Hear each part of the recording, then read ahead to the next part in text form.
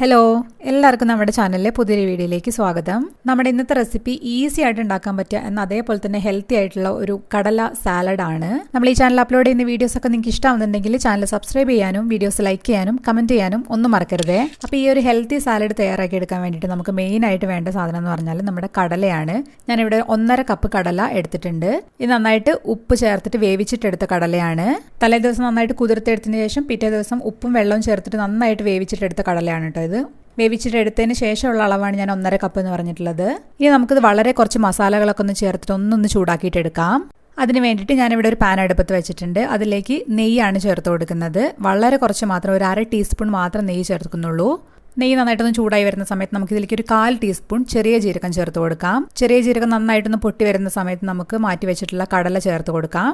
ഇനി നമുക്ക് ഇതിലേക്ക് ഒരു 1/4 ടീസ്പൂണിലും കുറച്ചും കൂടെ കുറവ് മഞ്ഞൾപ്പൊടി ചേർത്ത് കൊടുക്കാം.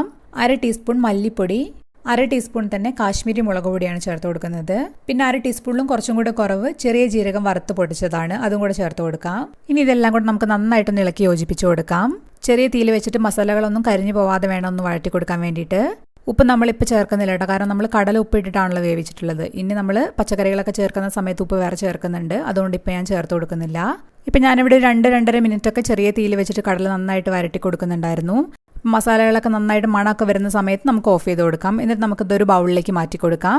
ഇനി നന്നായിട്ടൊന്ന് തണുത്തിട്ട് വരട്ടെ.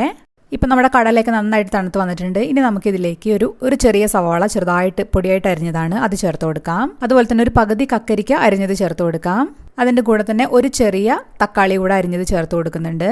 ഇനി നിങ്ങൾക്ക് എരിവിന് ആവശ്യത്തിന് പച്ചമുളക് ചേർത്ത് കൊടുക്കാം. ഞാനിവിടെ ഒരു ചെറിയ പച്ചമുളക് മാത്രമേ എടുത്തിട്ടുള്ളൂ. അത്യാവശ്യം നല്ല എരിവുള്ളതായിരുന്നു, അതുകൊണ്ടാണ് ഒന്ന് എടുത്തത്. ഇനി നമുക്കിവിടെ 1/2 ടീസ്പൂൺ ഉപ്പ് ഇപ്പം ചേർത്ത് കൊടുക്കാം.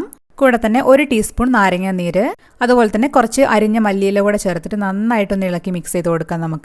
ഇത് നമുക്ക് കടല വേവിച്ചതിലേക്ക് സാധാരണ നമ്മൾ ചേർക്കുന്ന പോലെ പച്ചക്കറികളൊക്കെ ചേർത്തിട്ട് നാരങ്ങയൊക്കെ പിഴിഞ്ഞിട്ടുണ്ടാക്കാം. അതുപോലെ നമ്മൾ ആ മസാലയിൽ കിടന്നിട്ട് ആ കടലയൊക്കെ ഒന്ന് റോസ്റ്റ് ആയിട്ട് വരുമ്പോൾ ഒരു പ്രത്യേക ടേസ്റ്റ് ആണ് കേട്ടോ. അതുപോലെ തന്നെ ഹെൽത്തി ആണ് കേട്ടോ. നമ്മൾ എണ്ണയൊന്നും ഒരുപാട് ചേർത്തിട്ടൊന്നുമില്ല, 1/2 ടീസ്പൂൺ മാത്രം ചേർത്തിട്ടേ ഉള്ളൂ. അത് നെയ്യാണ് നമ്മൾ ചേർത്ത് കൊടുത്തിട്ടുള്ളത്.